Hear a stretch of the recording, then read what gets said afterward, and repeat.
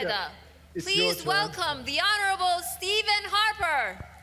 Governments and people may be united in the fight against coronavirus, but in Iran, the regime and the virus are united against the people.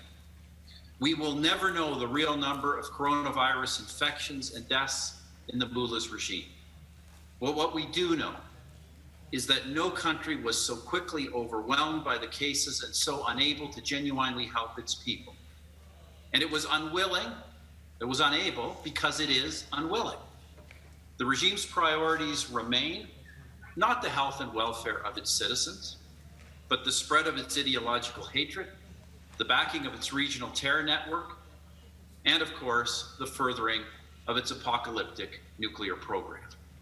What greater proof can there be of the regime's evil and unreformable nature than its fanatical adherence to nuclear weapons ambitions during a pandemic devastating its population? But that's what has happened.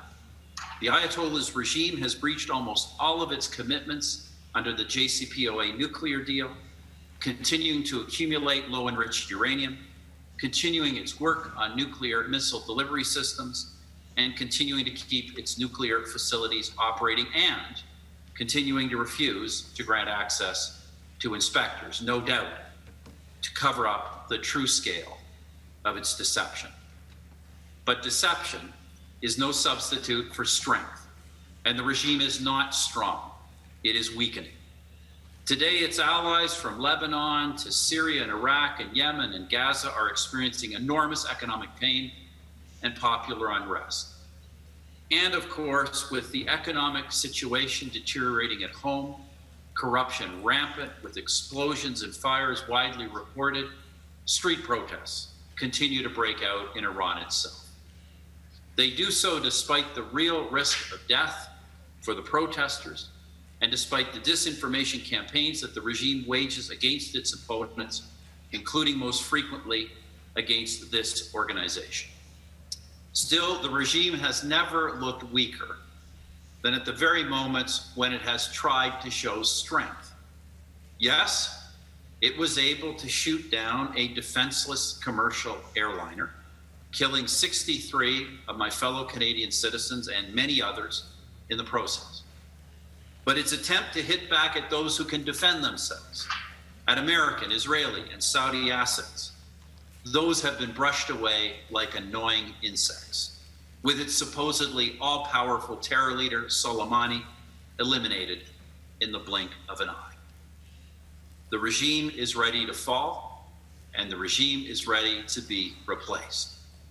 This organization, the National Council of Resistance of Iran, has adopted a 10-point plan, including democracy and free elections, pluralism and human rights, justice and the rule of law, peaceful coexistence and gender equality, private property and a market economy, the separation of religion and state, and of course, a non-nuclear Iran.